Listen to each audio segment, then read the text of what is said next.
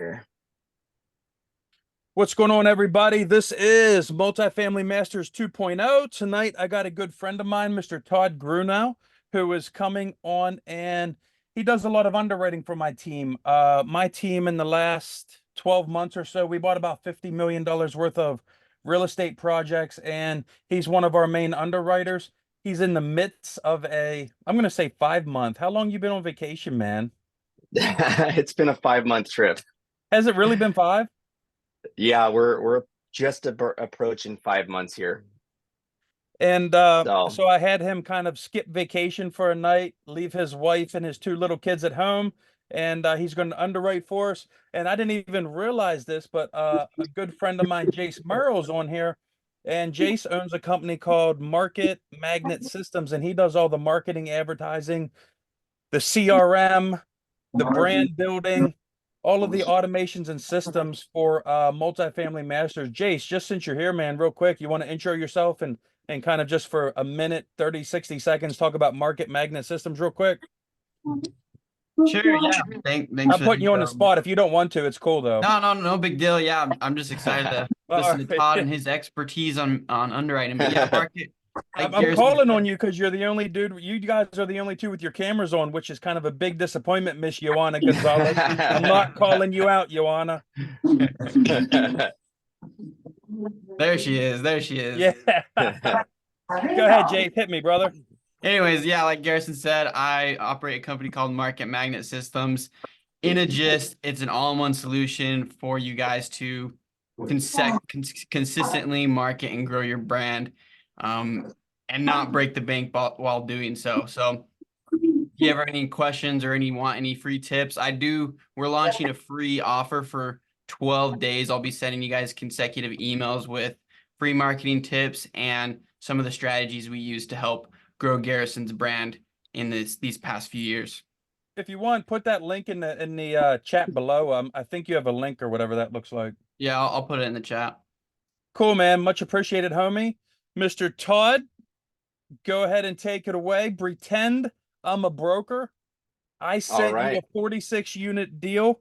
You know that the OM is going to be all BS. Yep. Numbers are going to be wrong. It's going to be garbage. I'm trying to sell this deal to you. What else do we got here? But you don't go off of the pro forma. The pro forma is always garbage, but glance at that stuff, take note of that stuff, and kind of get a feel for the property. But we always go off of the true numbers for this property. That I want to know the trailing 12. I want to know the rent roll. I want to know the numbers that this property is throwing off today. I'm buying this property based upon today's numbers, not what this property might do in 3, 6, 12 months whenever I stabilize it, whenever I renovate it, whenever I fix it, whenever I do whatever the heck I do to bring the numbers up to market, right, Todd? Yep, absolutely. Um, is my screen showing? I can't see do you see my Yeah, underwriting? I can see your underwriting tool. Or no, not your underwriting Okay. tool, your side-by-side scenarios. Yeah, your underwriting tool. Okay, perfect. Yeah, normally it's all highlighted green. I couldn't tell. Yeah, so we're gonna dive into this one. This is a 46 unit, like Garrison said. Um, Dallas, out in Texas. Texas, Dallas, Texas. Um, there's a few interesting things on this one that I've found. I've already pre-underwrote it, but we're going to go through it as if we're underwriting it together. It'll just speed the process up a little bit. If you guys have any questions, please jump in, ask. Don't be afraid to hop on. Yeah, hey, real So, quick, Todd, real quick. Anyone who's on this call, this is interactive. This isn't just Todd lecturing. Feel free to speak up. Feel free to ask questions. Feel free to throw questions in the chat below. Um, and I normally don't do this for our mastermind call. We do this every week, not just underwriting, but we have different calls 2, 3 times a week. But I sent the OM, the trailing 12, and what else did you send me, Todd, that I shared with all mastermind members? the OM trailing 12 and also a copy of the underwriting that I did tweak it a little bit since that version went out, but we'll go over that and you guys can update that if you did download and update, open that yourselves. Okay, and if anyone on this call that is not officially in our mastermind, If anyone wants a copy of those, so that way you can watch this recording and kind of underwrite it and play with the numbers yourself, just email don't email my multifamily masters email. My assistants will see that. But if you email Garrison, Garrison at investnowcapital.com, I can shoot you over the link so that you have access to all of this stuff, just if it helps you out. But go ahead, Todd, man. I'm done interrupting you, brother. You're good. Yeah, and please do ask questions if you guys have any, because it's, I might not think to answer something or explain something in depth that someone might not know. So don't hesitate to jump in at any time. So this one we got sent or found online from a broker. It is listed currently at 4.995. I'm going to jump over to the OM so we can just kind of dive right into what we're going to first get from the broker. I got quite a bit of stuff on this, but what's really important to us is the OM and the financials. So those are the ones that we'll go over today. So this is the OM. It's basically going to tell us whatever the broker is pitching it to us to tell us why this is such a great property to buy, what we can do to increase value on it, what's been done, what they see as opportunities for us is traditionally what we should be finding. So this one, we'll skim through it. The seller here has, what's that? Oh, sorry. Someone echoed. The seller remodeled 11 of the 46 units. 3 of them were upgraded with gut renovations. It's shown right here. And so there's 35 units left that could be upgraded if we wanted to, and bringing them up to market rents. The OM's going to tell you a little bit about like what's been done recently. I want to say back in 2018, we'll find it, but 2018, the roof was replaced. It comes with a warranty that they sent over to me as well. And we'll get down here to, here's some other stuff. They've replaced siding. They've done the doors, windows, landscaping, new signage, painting, exterior, and the asphalt. They've upgraded a lot of the exterior stuff and left interior for a buyer to come along, which is a good strategy. If you're buying, it's also a good strategy if you guys have units and you're looking to potentially sell them down the roads, leave some meat on the bone for the next buyer. It's a little bit easier to sell usually.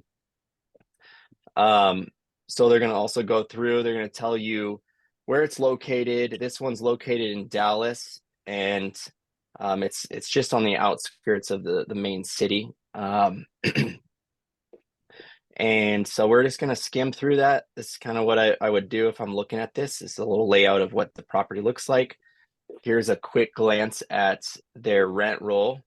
How many units they got several different types. The R on, like this one says A1-1, that's a classic unit. A1-R, that's a renovated unit. And so it's important to catch that kind of stuff, because you don't want to account for stuff that you don't need to do on your underwriting. So they're saying that current rents for their one bedroom classic units are $961. If you didn't do anything, you can bring up to $975. Kind of going down the list, same thing. Renovated units are averaging $1,200 with rent bumps as is at $1,215, and so on down the list. So they're going to show you floor plans. This is just to kind of spark your interest. This is a little blurry, but quick glance at their pro forma financials. And a lot of times financials, this one, I can't tell for sure because it is kind of blurry. A lot of times on these financials, you'll notice they'll show you how it's operating, and then they'll give you the pro formas. They'll say average insurance in this area is running $570 per door. for this market. You know, like Garrison had mentioned, be careful on don't run with that. Maybe it is, maybe it's not. A lot of times they're gonna make it, they're gonna slim it down a bit so that if you use their numbers, it's out better. So you know, be careful with that. And then they're going to show you rent comps. Here's another thing that we'll go over a little bit more later, but on rent comps, you want to make sure that you're getting apples to apples comparables. You don't want to use in my opinion, these first two right here they're pretty nice. This property that we're looking at doesn't have a pool. These look like they have a lot more amenities to offer. So I wouldn't necessarily consider those a good rent comp. Scrolling down, same thing. They offer more amenities. They're getting closer in vintage and class of a property, but you got to take into account, when you're doing your own comps, you want to make sure that you're getting something that looks comparable. And here we're starting to, get into stuff that looks a bit better for comps. So anyway, we won't spend too much more time on the OM just now. Right now we're going to dive into starting to underwrite the property. So to do that, we are going to jump in here. We got our purchase price at $4,995. I've already input the on the rent roll, which would be in the folder there that Garrison had uploaded. I'll jump over the rent roll to kind of show you. Here's the rent roll. Are you guys able to see that? Yes. Yeah, I Okay, can see it. perfect. And I put a link in the comments below for anyone who wants a copy of this underwriting that he's using and the OM, etc. Perfect. Thank you. So what I've done here for this makes it a little bit easier whenever I'm going through a rent roll. You want to it makes it easier I color code everything. So I know my A1s I'm going to, have them all blue. We got our A2s, which is the larger unit. I got those in another color and, so on here. So I got everything color coded just to make my process a little bit faster and smoother whenever I'm transferring that information over here into the underwriting model. And in this case, what I've done, I didn't need to break this down for underwriting. I don't need to go and say A1-1 and A1-R for the renovated. As long as you know how many units that have been, renovated already, you can just put that, input all that in here on a single line item, which is what I've done here.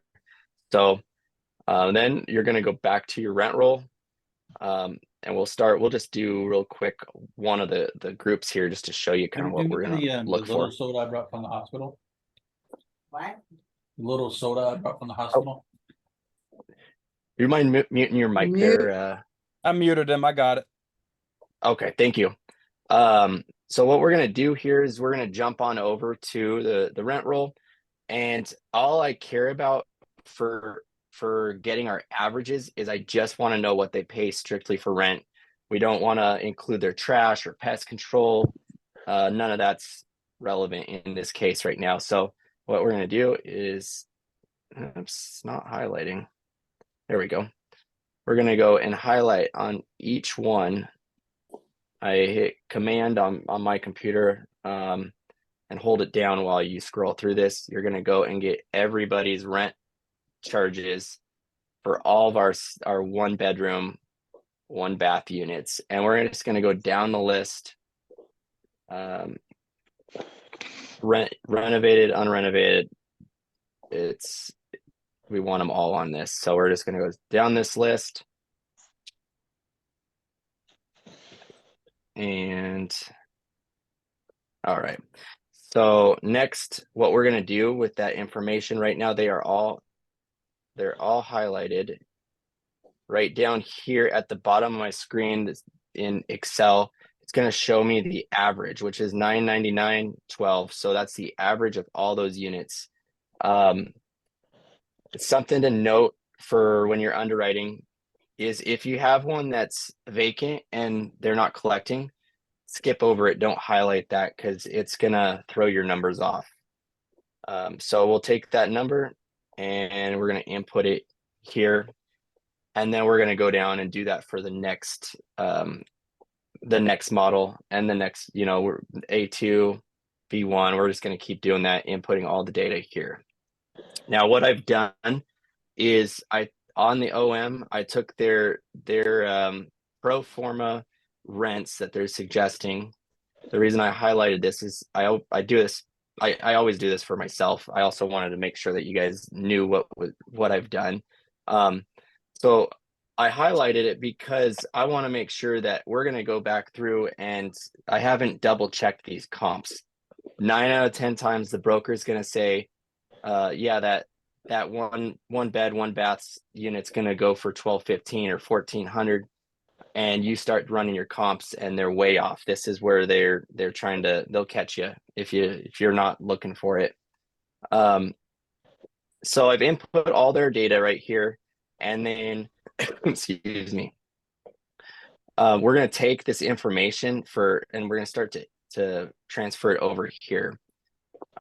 We want to know what the gross potential rent is on the current operations, which is this is the current rent roll, not the pro forma. So I have it calculated down here, and I've transferred it right on over into the marketing package box on this model.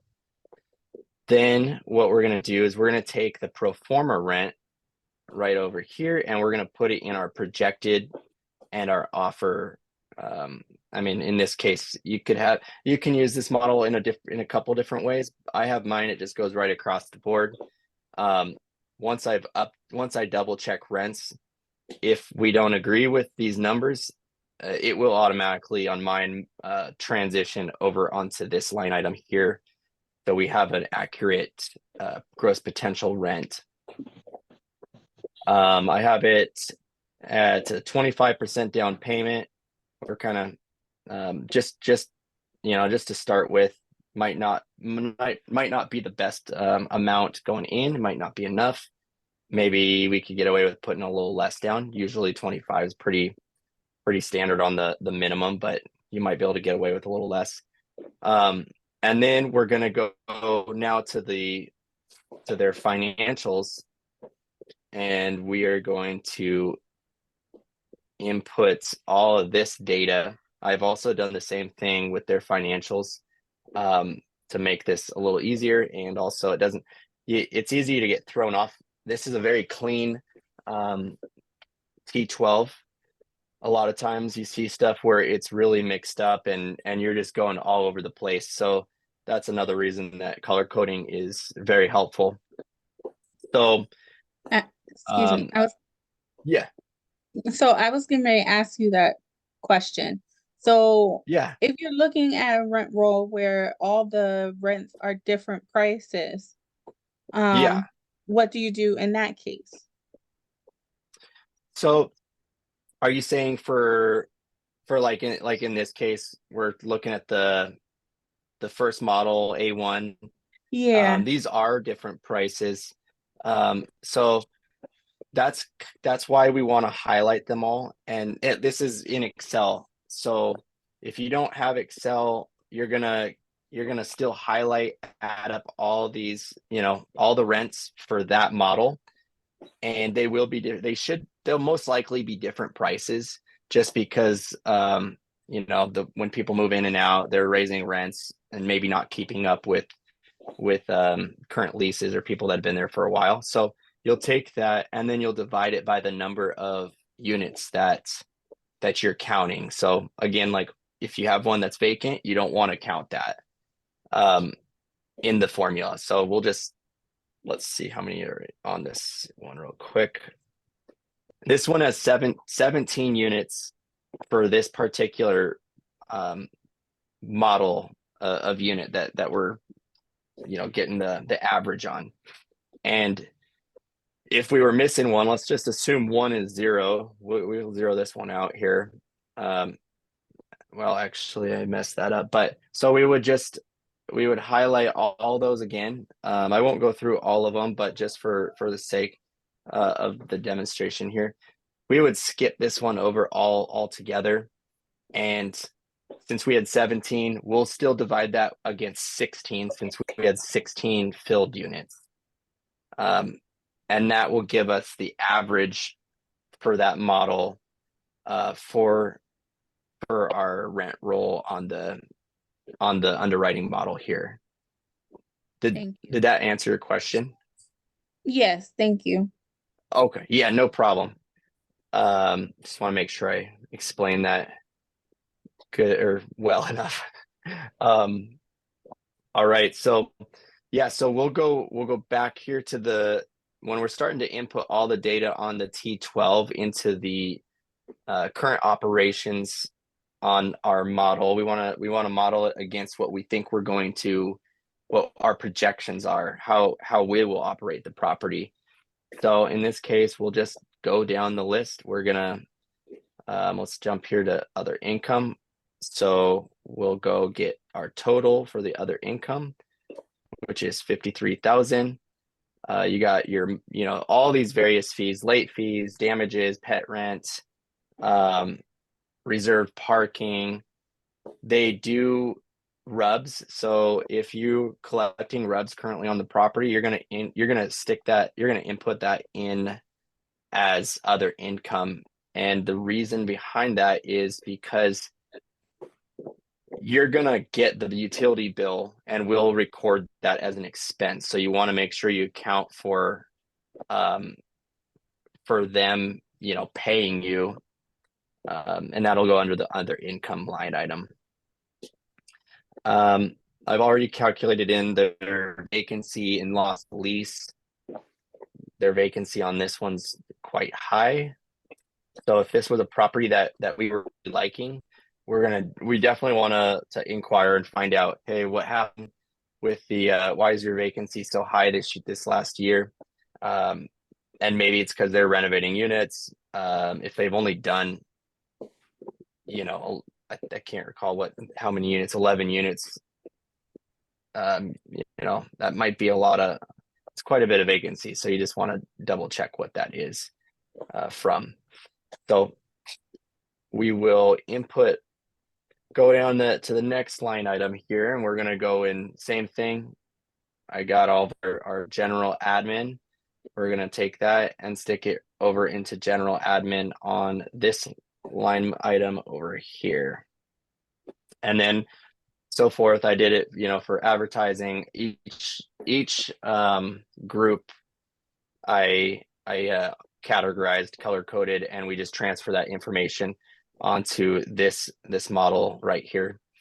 And then the next part that you're going to want to do is you're going to want to determine what the going cap rate is in the area. There's various ways that you can do that. It's important to make sure that you get an accurate one. And I got the information on this one you can get it from CoStar. You can have a broker send you a CoStar report. Maybe it's hit and miss on asking from the selling broker. I generally like to get a CoStar from someone else on the property, from either somebody that has an account with CoStar or whatnot. If you have a good relationship, then I'll ask for CoStars from that particular broker, but I don't generally ask just an average broker I don't have a relationship with. Then you can also get it from property managers time to time. So that's a very, very helpful tool for not only figuring out, what the going cap rate is on a value add property, but it's also going to tell you how other comparable properties are operating. So you can use that to help you determining, hey, how much should we estimate to spend on advertising or contract services or insurance? And it's a very helpful tool. I got my data off of apartmentloanstore.com. We'll go over there. And I put it in as a 6.5. It's relatively in a position where you could probably get a more traditional loan. We could call it stabilized. And that is the approach that I'm taking on this particular one. That's why I didn't go with a 6.65. I may be able to bump it down if I was getting close on this, and get a little bit lower cap rate, but you got to be careful. You don't want to overvalue the property. So that's one reason, to get different data, to help you understand if you're learning, if this is a new market, and asking other brokers, what are properties, C-class properties or B-class properties trading for in this particular area, and they're happy to share that usually. So I've input what I think that this property is going to be operating at. We think we can cut the advertising down a little bit, and contract services I kept the same. That's pretty good, right in line with about where we'd be projecting, generally $200 a door. General admin, same thing. I kept that the same. And sometimes you're going to want to go through and see, like, hey, what are they spending in the general admin? Could we remove any of this? And so that's one thing. You might be able to cut that down a little bit, but you got to figure out, where are you gonna do that. So left that the same. Insurance, this is one that everybody needs to be really careful on, because insurance has skyrocketed over the last year. In Texas, it's gone up significantly. Most of the country has had some pretty steep hikes. I would say that this is not a bad number. I almost would increase that and maybe bring it up to 8. And we can go ahead and do that right now. It's better to err on the side of caution, especially when you're going through your numbers. You want to make sure that you're going to be able to achieve these. Real estate taxes on the model that Garrison had uploaded to the multifamily group here. I did not have an updated number on this. So we're going to go over to the county site right now. I'm going to show you where you can find this information, and how you determine what your pro forma is going to be in Texas. It's going to be based on 100% of the sales price. So let's jump over to where you're going to find that information. Right here is their appraisal district website. They have a calculator. I did put it as I already did the calculations, so we didn't have to input all the data. But what we're looking for is we want to know what are the mills that their millage rate, which is mills. That's how they determine how much they're taxing your property on. So they break that down. City's going to get some, school districts getting some, all these different areas that are spending their tax money. So what I've done here is, let me flip to it. They have a property tax estimator on that website, and I went and filled in all the information that we needed, and it tells you if we paid 4.4 million, what we're going to be paying in tax, which is $100,970,000 for that year. Now, what was important on this, because we may not pay 4.4 million. You could always go back and readjust this and get that number. But I took all these. Here's your millage rates right in these lines right there. Each line item gives you the millage rate for how much you're spending towards, whether it's college, hospital, wherever they've got it allocated. So I took that and I created just a little bit of a calculator right here. Here's where I've stuck all the millage rate calculations, and I have it on my model auto calculate right here based on our purchase price. So if it'll and then it can, I have it inputting it on our line item, so I don't have to manually do it each time. But if we lowered purchase price and said we're going to pay 4 million, it's going to lower that based on that number. So that's just a little trick that I do. So that's important to get right on there, is your taxes. Taxes and insurance, those are the big ones that can easily get you if you're not familiar with the market there. On the management fee, I put that at 6%, just to, I think we could probably get a little bit or a little bit lower, but got it at 6%. I did remove payroll. They had, excuse me, they had their management fee a little over 4% and payroll. There's an area that I think that we can generate more income if we get rid of payroll, because we don't need both of them.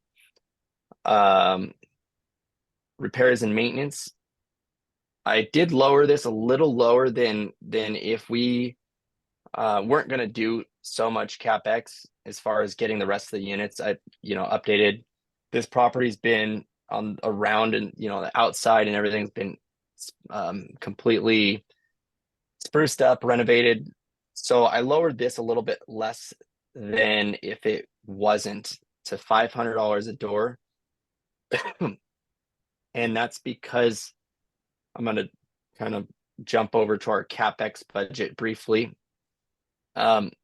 I put in my formula that we're going to put $15,000 per door for the 35 remaining units in, and that gives us $525,000 for capex. 9 out of 10 times, I'm always going to allocate money almost for exterior. This is a little different just because they've done so much to it. From everything I gathered from the OM and information that they have on their portal for the documents on this property. So generally, if you're not going to do everything, I recommend keeping your repairs and maintenance around $800 a door, unless you have something, a situation like this where there's not as much needed. Turnover, I've got it 300. Just based on other operations that we see, that's pretty in line with right around what we'd be seeing on turnover costs and stuff. And then I will jump down here to the interest rate. I got us, like I said, at a more traditional loan, 6.5%. I don't have this as a bridge loan, which will oftentimes, when you're doing a big capex project, you would be using a bridge loan. I think with the debt coverage ratio that we're seeing here, and actually, I take back what I just said here. I'm wrong on this. We can't get a 6.5% rent or interest rate because we have such high vacancy for the last year. So I apologize on that, but that's something that you want to, keep an eye on your business plan and model.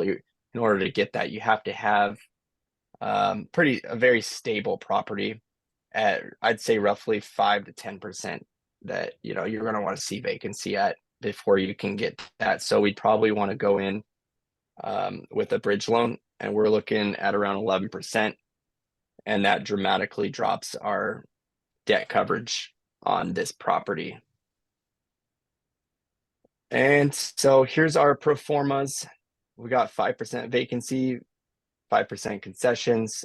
Now we're going to go and start to play around with, start to see how how this one would look if we were to jump in on it. Sorry.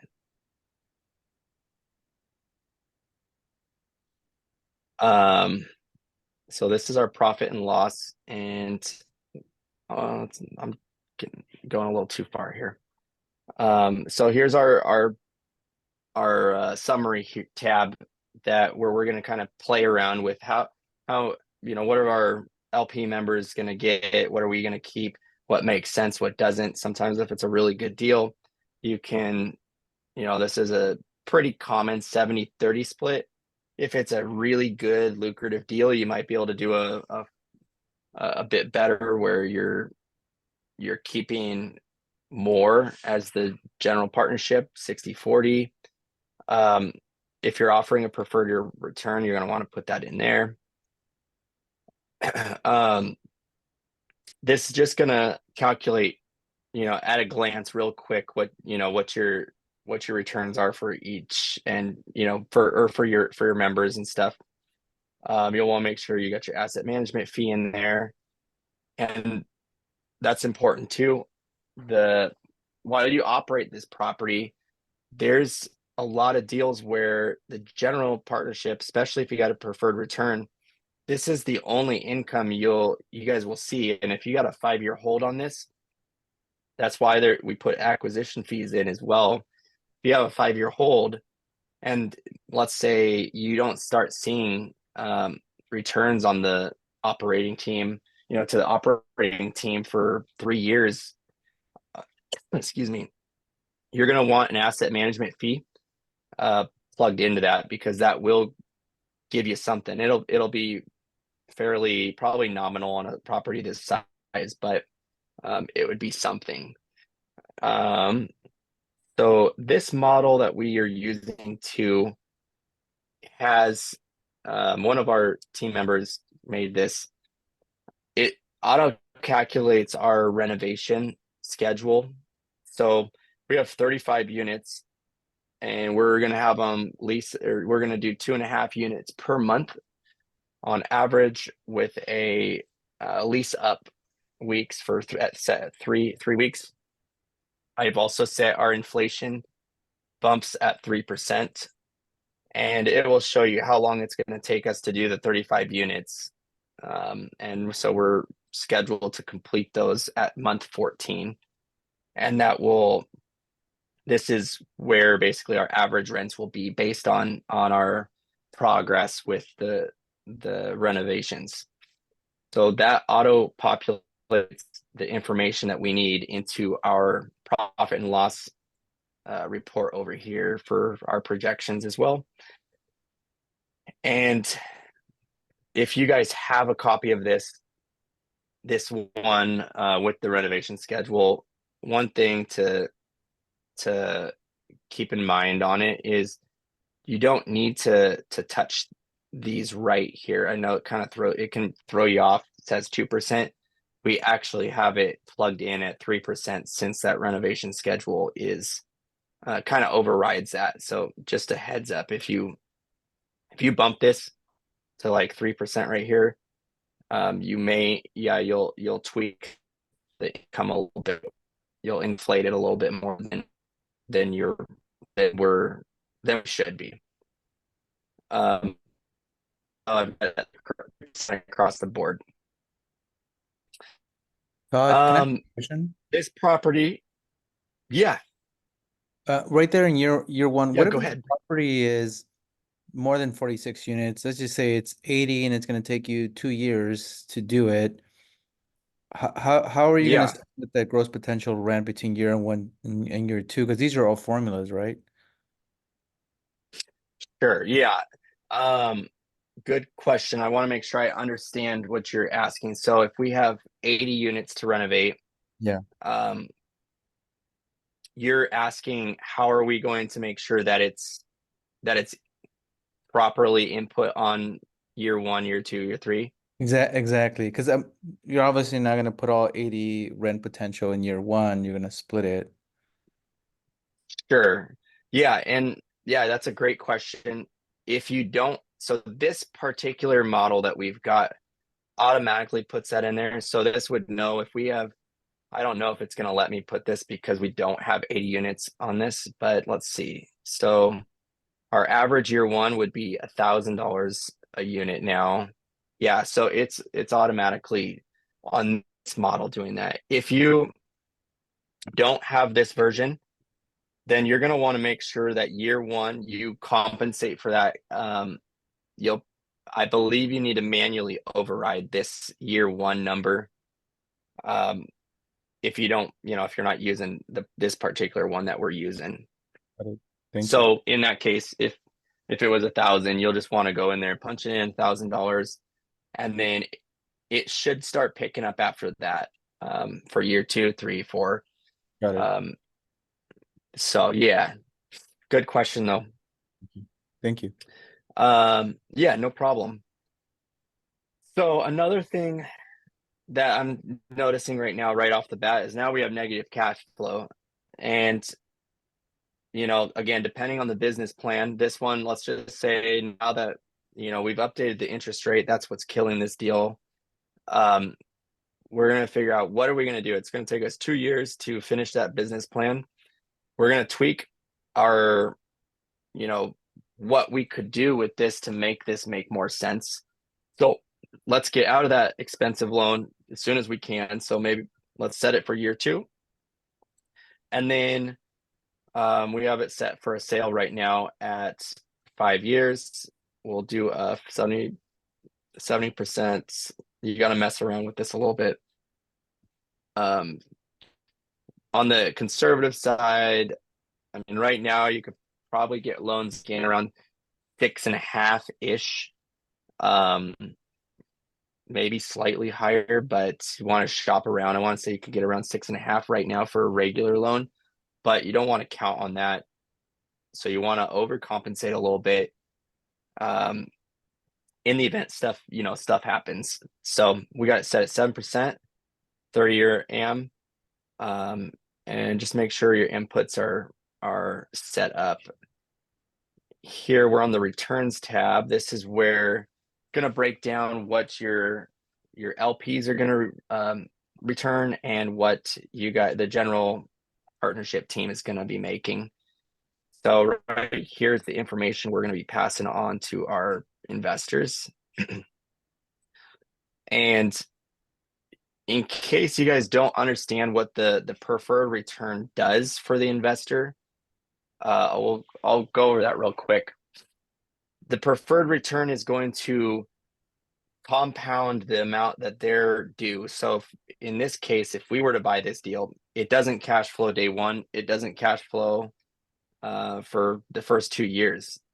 Those investors will continue to receive 7% on the money that they've got invested, and it will compound. So we still owe them all that back.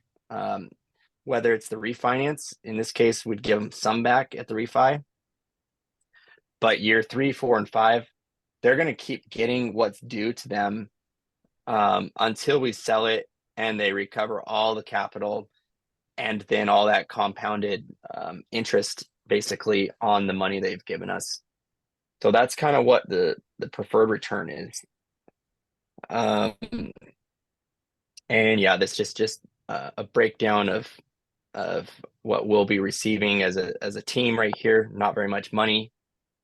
And the asset management fee as well is right here. And as you can see, years 1 and 2, there's no money. That's because there was no income coming in. We weren't able to distribute. There's not enough money to pay. If the deal's not going to be able to do that, your team won't be receiving anything off of that. We want to pay the investors before we start collecting. And let's see here. Another tool that you guys can use is, I don't know if this is one we want to get into we probably won't get into this one, but there's a tab in here where we can adjust, there we go, our mortgages. This one's important. So if we're going to refinance and we can get some interest only, this is the tab that you want to do. You want to mess around with. It is usually hidden, so I just unhid it. So let's say it's 60 months of interest only. This can dramatically help deals at times, depending on what you're getting. or the structure on it. This one's not gonna do a whole lot for us, but that's where you would do that. And scenarios back on this model, basically they're, I have mine set, and most of them I think on default are the first three. There are 4 or more options in this where you can go and sorry about that.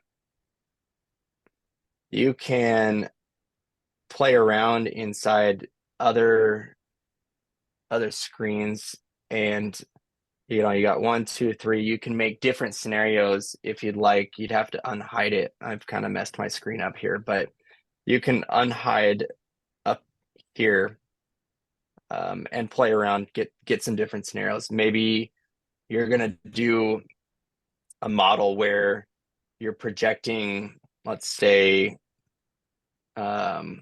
maybe more vacancy, concessions. Maybe you want to do a different rent model, some Section 8. Maybe you can collect more money from Section 8 than the market rent's achieving. So if you want to include, there's different things you can do with that. So that's a tool that you guys can play around with. And sorry again that I messed my screen up on this, but so I want to take everybody over to where like we've put in the data. Now we want to go through and kind of do a little bit of due diligence or some more research on this property. We're going to want to find out our rent comps, and the way to do that, so let's say that this is a property we want to buy, or we're interested in as of right now. We're going to want to go make sure we can achieve the rents that the pro formas from the broker are suggesting. So I use Zillow a lot for this. I've already got us to the page, zoomed in on over the property. I want to say this is our property right here that we're looking at, the subject property. And you'll just zoom out a bit and start seeing what comparable apartments are going for in the area. And then to do that, let's just pick this one right here. This one, we want to see what do they offer. Okay, this is really a nice unit. This is a very large unit, so this is probably not comparable to us, but it's definitely nice. So we'll want to see what the exterior looks like, and it looks like it's a house. So this is not going to be a good comp for us, but we'll go here. Same thing. So you're going to want to figure out what the going rate is, and this is a good way to do that. And we'll use this 1 bed, 1 bath, 600 square foot unit as a comp of ours. And in this case, we'll zoom out a little bit more to get a bit more options, and you'll just kind of compile a list of all the different units that you're going to use for your comps. Another tool you can use is apartment.com. Same thing. We're too far out. I think I had it there, but it lost the address. It looks like it was open too long, but you'll want to zoom in to right around your property. And here we go. We'll do it again.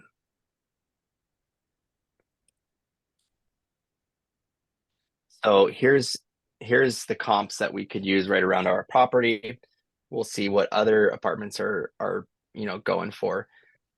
And here's one we could probably use that looks relatively comparable to ours at a glance. Maybe it's got a bit more amenities. Yeah, this one maybe get a bit more. So anyway, this just gives you an idea. Here's one right here we could probably use. So you'll go through, gather think we can get, and you're going to want to go back here and now make adjustments. So if we don't think we can achieve 1400, maybe we can do 1200. And you'll want to kind of look at size in relatively close in size units as well. Another tool to use is Rentometer. This is a good one to also gauge what the market is doing in your area. I've already filled this in. And for a 2-bed, we have 2-bed, 2-bath units. They're saying the average is 1920. We're set at 1800. So that's pretty good. It's just another tool, but again, you want it to align with what your comps are coming in at. And next we want to know what the crime is. We want to know, is this really a B class property? They advertised this as a B class property. So you want to see what kind of crimes in the area. So I I like to buy in the cherry red section. Right there, I believe, is where our property's at. It is. And yeah, that was right where it was at. It was right where I circled on there. Here's that is crimegrade.org. This is spotcrime.com. You can see all the different police reports and what kind of crime it was. Right here, you got an assault, right? Maybe that might actually be, no, maybe it's right next to where our property's at. And what kind of crime plays a big role in that? I've seen red areas where you have a bunch of jaywalking tickets in college towns. So you definitely want to kind of detailed into that, seriously, because it goes by the volume of police calls or police reports. No, that's totally correct. Yeah, definitely gauge. Like, honestly, like this particular block, like we're in kind of a little pocket here from a lot of the stuff I've seen. This is kind of a pocket where there's not a lot. There's, like Garrison said, it's theft, but I thought it was a jaywalking guy. But yeah, this is relatively low for this particular block right here on a lot of stuff I've seen. But then you go over here and there's a lot of crime right, a few blocks away. It's just something, it's a tool to help gauge, what's going on around there. You don't want to buy a property that's, maybe they're advertising it as a B and you see that there's been shootings all around you. Todd, do you use both of them combined? I'm sorry. Do you use both of them combined? Yeah, I do. This kind of just gives you, this isn't going to show you obviously what crime is going on. It's not the best area. This site actually gives you a lot of different data. So there's the crime per capita. We're kind of in a bad area. It's showing it in, I think, let's see. I think we're right here in this area. So we're like a DF on per capita. I did not zoom in on this, but there's different maps that they offer. You can get with this particular site. Todd, a couple quick questions. Is there a fee to using spot crime or crime grade? And the second question is, No. are these indexed to the Dallas area or are they indexed to US national? Like how do they grade this? So I don't know that I have the answer on that last one for you. If it's a national, or I know it is specific to the area. These sites you can use nationally. I don't know if that's the question. These are free to use, so you don't have to have an account or anything. They sometimes make it a little difficult getting to your property. Sometimes it won't recognize the address. Like I had a problem with this one, actually. Took me a while to get it loaded, but I was able to get it on here. I'm sure if I had an account and pay, I don't know if they charge or what, but I'm sure, they make it easier. You probably get more data. So that's kind of, I do use both of these though, often when I'm looking at areas that I'm not familiar with. Another one that you want to, I didn't pull this up, but we will here, is let's look up,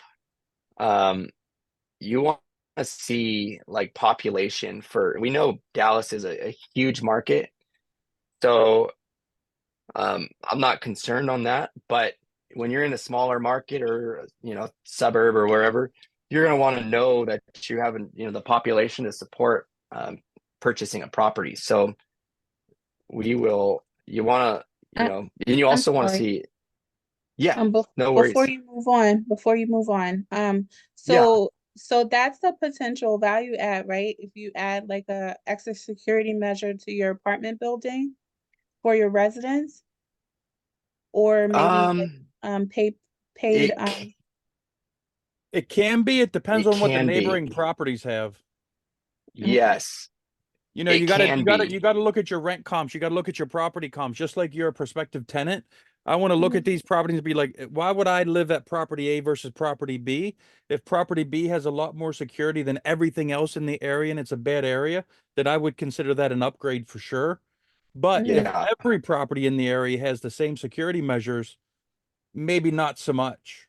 Okay. Yeah. And yeah, exactly what Garrison said. It can go both ways on that. Maybe you buy let's just say you found a C property it's in a B area. It's just being mismanaged. The wrong people have got in there, or they just, they're not taking care of it.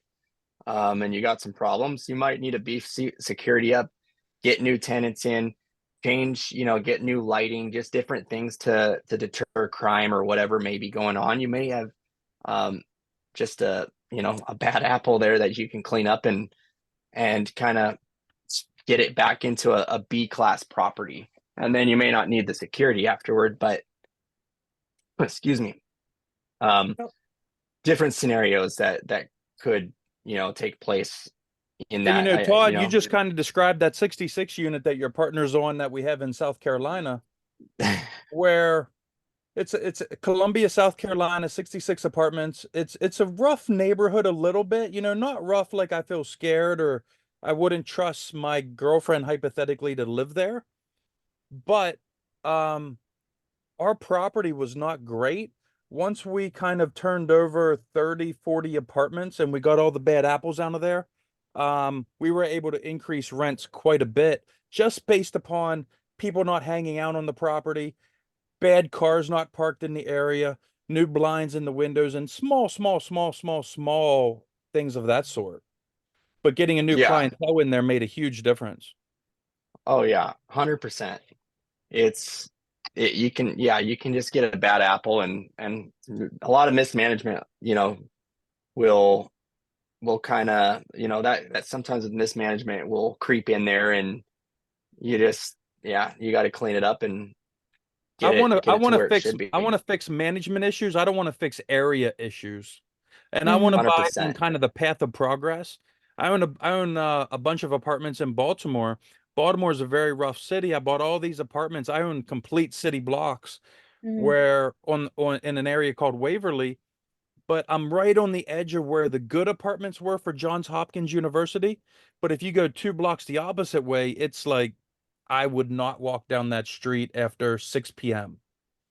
Okay. But my properties are totally fine. But if you walk the wrong way, you walk the wrong way. Okay. Yeah. So in terms of the numbers working into to the numbers that you're doing for the underwriting, how would you display that? So are you referring to in the event that we implemented some sort of security Yeah. into the property? Okay. So where we would want to definitely account for that. So you could put that as payroll. It depends on what your strategy is for, I really messed this up, so sorry about that. You may implement that in payroll as a line item, depending on if you're going to hire a security guard or if you're going to put cameras up, you want to make sure you account for that in your CapEx budget. So in this case, we are not accounting for anything other than the units that we're going to upgrade, since it's got a new roof, it's got everything done. If we wanted to put that in, you will want to get a few bids or talk to your property manager that may be taking over this property, and have them collect some bids or give you some estimates on what we could do to to make this a bit better.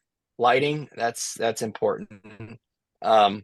The cameras, maybe a gate. There's just so many different things. Those are things that you just add that into the budget. So in that case, maybe we'll just say it's an extra 100,000 for this property. So, and I'm just throwing numbers out. Make sure you get bids on this. But again, if you're just putting this down on paper, prior to talking to your manager on it, start with 150,000. Make sure you double check with the manager that is accurate, or your general contractor, whoever is going to be taking on that responsibility. You just want to put in that. Yeah, so when you're checking out any new markets, or any markets that you're entering into, you want to make sure that you have growth in that market. You don't want to see a declining market. This is very broad right now. Let's see if I can get no. This is a very broad Dallas. This is the entire thing. I'm trying to find right where the property that we're let's see. There we go. Let's see if this works. You want to know that pocket, what your population is. And this, again, now this may be too narrow, but if you have, say your property, this is not in Waco, but this is an example. If we were buying an asset in Waco, you can just, type in Waco population and see it's increasing. It's got over 100,000. We try to aim for 100,000 or higher for population. And there's other data that you can use. Census.gov, that's another one that you can go to. BLS.gov, I believe, is another one where you can get lots of information. Most of that'll be in stuff like this, the Census Bureau. You want to see household incomes, just that they're, you want to see incomes able to afford rent. And yeah, so you can get tons of, also, one other thing with this data that's important. You might see you want to see the increase in population, but you also want to check that the unemployment rate, which right now most of the country has been pretty good for the most part, but you want to make sure you're not in an area with a lot of unemployment starting to tick up. You want to see that there's job growth out there, and not just one horse town type of thing. You don't want to have one employer for your market. So those are all things to take into account for that area. Is there any other questions on underwriting?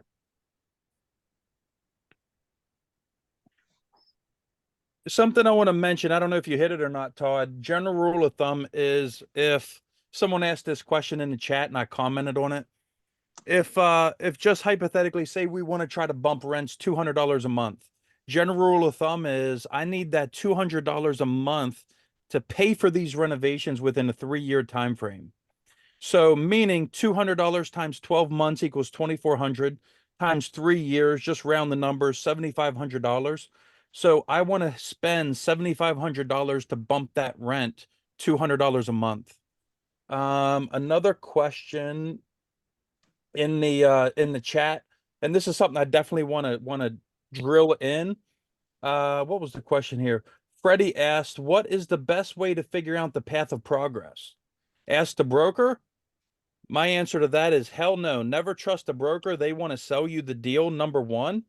So the only real way to know that is to know your market, spend time in your market, spend the night in your market. When we buy a property, I visit it several times. I sleep very close to that property. I get the closest hotel, even if it's not that great of a hotel. I want to see what's going on in that neighborhood. I want to visit that property at night. I want to visit it on the weekends. I want to be I don't know if he's on this call, one of our partners, Steve Ronan, who's an ex-police officer. Before we bought a 66 unit in South Carolina, we legitimately were standing in the parking lot at 11 p.m. on a Friday night talking to people. Number one, they're wondering who the hell are these two clean-cut white guys? What are they doing? But number two, I just wanted to get to know people a little bit, but I wanted to see what's going on. Is there parties?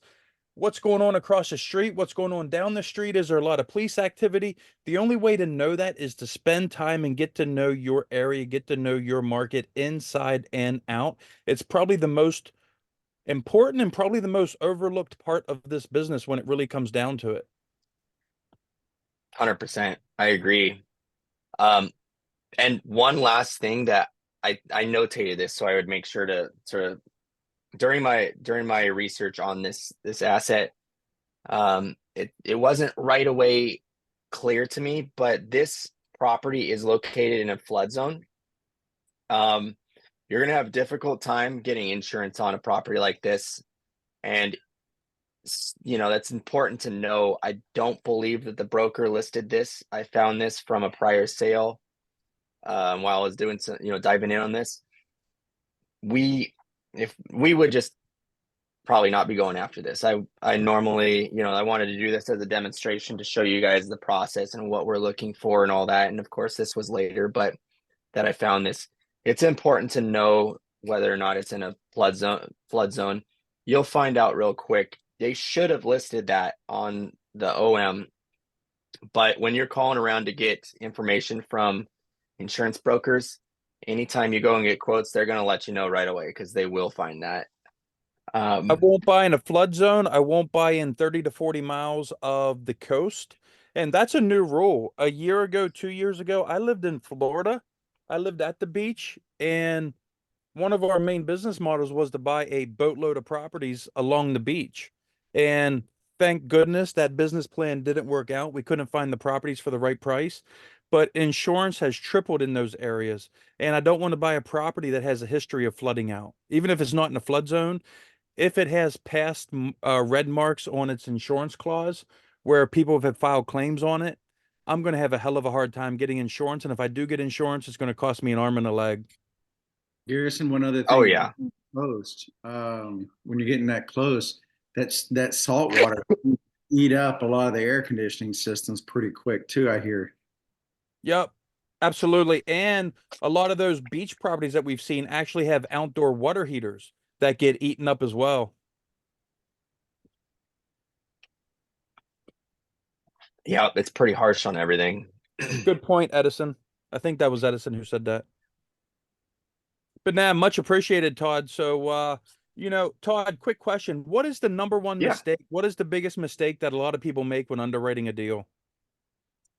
I think the biggest mistake when underwriting a deal, I get a lot of deals that get sent to me from other people that have underwritten deals. I think a huge mistake I see often is a couple of things. Insurance being you're underquoted or under, projected. That's a big one. Taxes is a second really big one. I'll make it three. I'm sorry. And the cap rates. Those are three things to be very conscientious of, that you are certain that you've got pretty dang close accurate. I still have people reach out to us. We have a fund where we save people's deals, and there's a lot of people getting foreclosed right now. I'm not saying this to brag. I am not perfect, but I survived 2008. I lost my shirt in 2008, but we've been so conservative that we haven't bought as much as many, many other people in this industry over the last 3-4 years.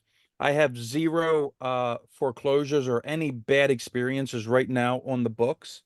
I'm shocked when I still see people bring us deals, and it's after they close this deal and they're shocked that our property taxes went from, just hypothetically, $100,000 a year to $270,000 a year.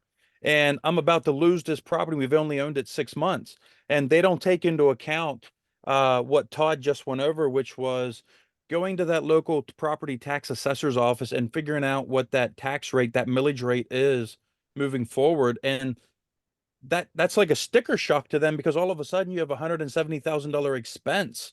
And where the Yeah. hell did that money come from? And on that note, too, each state, each county, everybody's different. Texas does assess on 100% of your purchase value.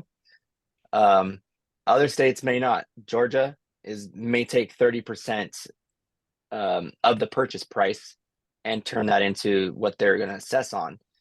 So it's very important to know your market and do your research when entering into a new market. So you get familiar with that and you come up with the proper tax formula.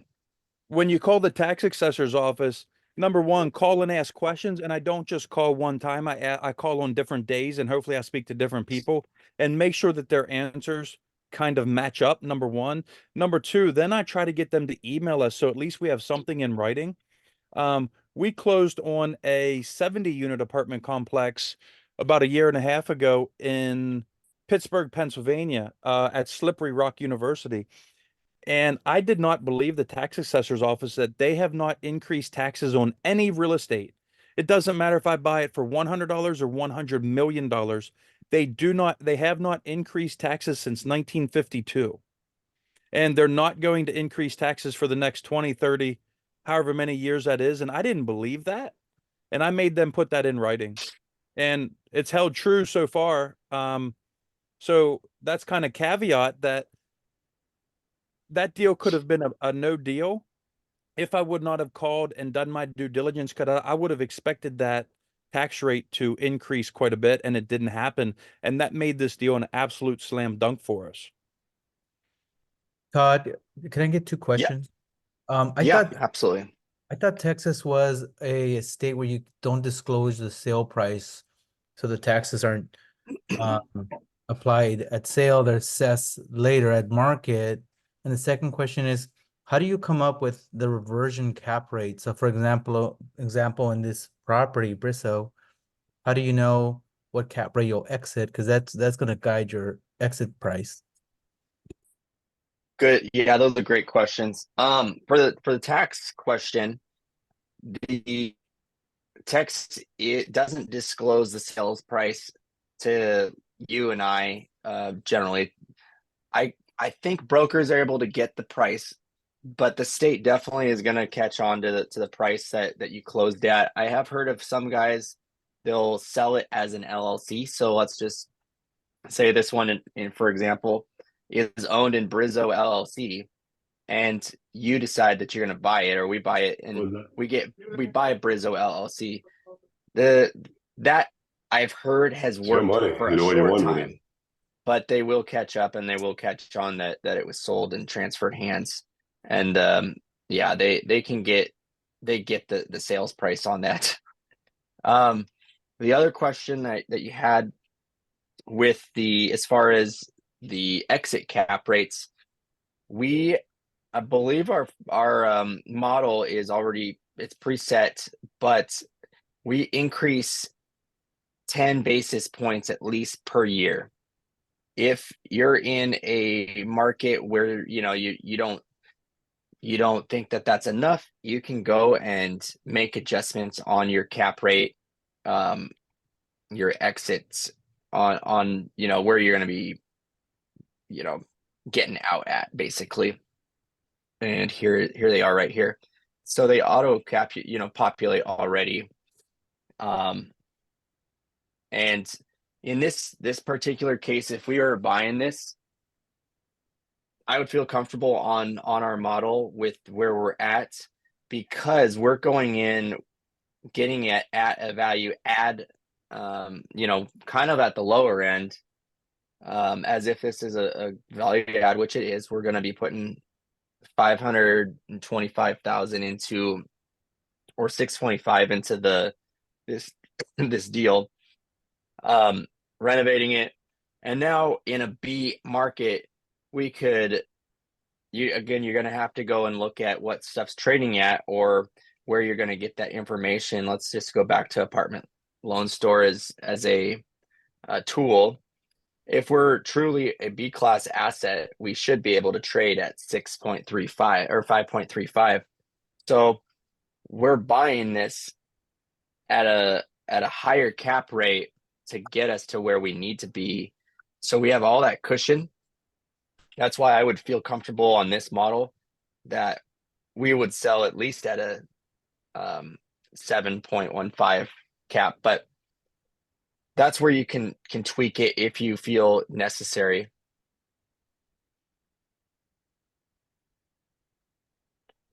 Thank you. Garrettson, Todd, I have no a problem. question. Go ahead. Have we ever thought about in the markets that assessed 100% on your sale price? Has anyone ever thought of buying it in two transactions? One for the actual real estate itself, which typically could be the price of what the previous owner bought it for. And then the second part of that purchase is the business transaction. It's because that's exactly how you're making your NOI. So we do this commonly in warehouse purchasing where you buy the warehouse, but then you can operate the warehouse however you want. The warehouse is in one LLC and the businesses, and the operating business is another LLC. Would that be a certain, I've never done any business in Texas, but any of these states that do things like that? I don't think I have the answer for you on that one because I don't know. I've only heard the story, just people buying the LLC versus the buying it into two transactions. So that may be possible. I wouldn't feel comfortable given, I don't know exactly how that would play out or if that would necessarily work. In this case. Are we asking about apartment buildings specifically? Yeah, if you treat them like a warehouse. So in a warehouse scenario, you'd buy the warehouse under the LLC and then you'd operate it under another LLC. So so that way you could triple N it if you wanted to, right? But from an apartment standpoint, to avoid the additional taxes, buy the real estate, physical real estate itself, in one transaction, and then buy the business above that transaction. So you could basically, you can arbitrarily set the price of that real estate probably at what the last purchase price was to avoid any additional tax increases out of the gate, and then or potentially lower or lower if you want. Yeah. You don't want to set too many red flags off at the county. So if you just bought it at that particular one and then just said, hey, the operating agreement is at another cost that has no, it's just the operating portion of it. It has nothing to do with the real estate itself. It's how I've done a warehouse a long time ago, and it seemed to, because you just triple N those out, right? All you do is own the four walls; they take care of everything else, and it's under two separate LLCs. Just curious. Now, for all of our apartment complexes, we have multiple LLCs, but we don't conduct it in two transactions like that. Now, I just bought an assisted living facility that was transacted like that because that is a business versus a rental income type of thing. Right. So we were able to do it in that, but I haven't heard of anyone specifically doing that. It's a good question, something I haven't really thought about. I'd have to think about it and get back to you on the next mastermind call after I kind of got my head wrapped around it and thought about the positive and negatives of it. Other than my lender might say, hell no. Yeah, you'd have to have a good relationship. It'd have to be like a local lender or something, knowing what you're actually trying to do. But yeah, I'm just gonna generally run that past I have a good lender who we use all the time that is pretty creative and clever. I'll run that past him next time I'm on the phone with him, just kind of see what he says. Yeah, because it works in the warehouse scenario, and it's not that much different. You're collecting rent. It doesn't matter if it's from one tenant or 100 of them, and it's a little different from a triple N type of agreement. But I was just curious when you mentioned that, hey, they tax you on the full purchase price. Well, try to skate that if you can. Yeah, very Yeah. good point. Yeah. You know, if you got a tight deal and you wanted to make it work, you might be able to pull that off a little bit if you had the right lender, but it's something I haven't really thought about. Yeah. I just It didn't know might if be a anybody good had lender done it. question and potentially a good, lawyer question too for somebody familiar with, state to state different, how they assess and stuff. Somebody, they may have better answers too. And I also saw Carrie had mentioned that you could potentially, you may know this answer, Kevin. Do you assume the liabilities and the, let's say, lawsuits or anything that may be coming down the pipeline if you do purchase their LLC? Yes, you do. Yeah.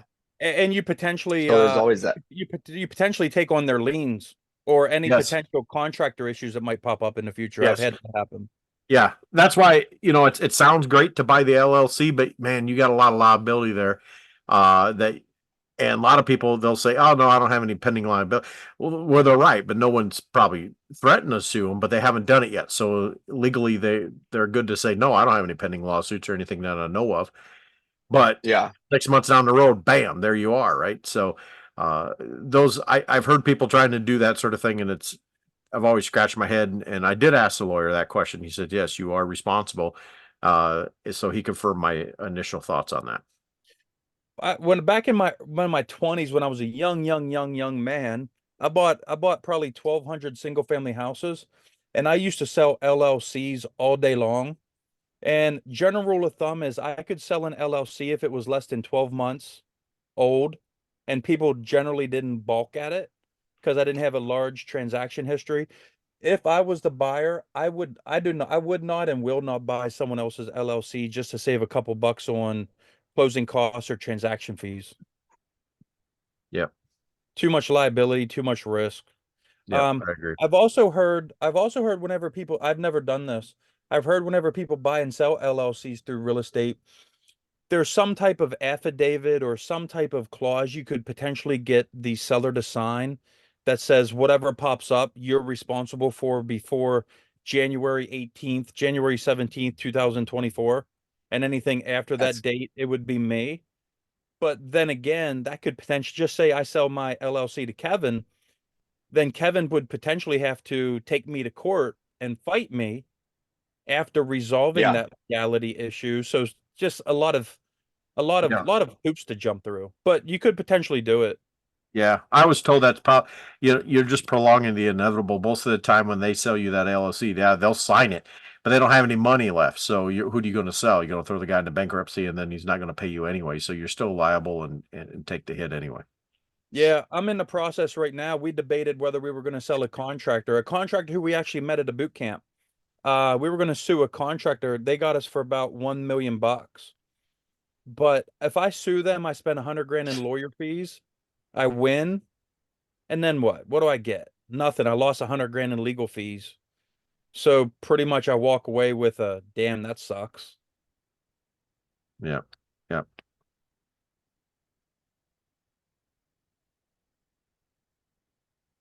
Awesome. Any more questions, Let's anyone? That see, was a yeah. good call, Todd. Much appreciated. Yeah, no problem.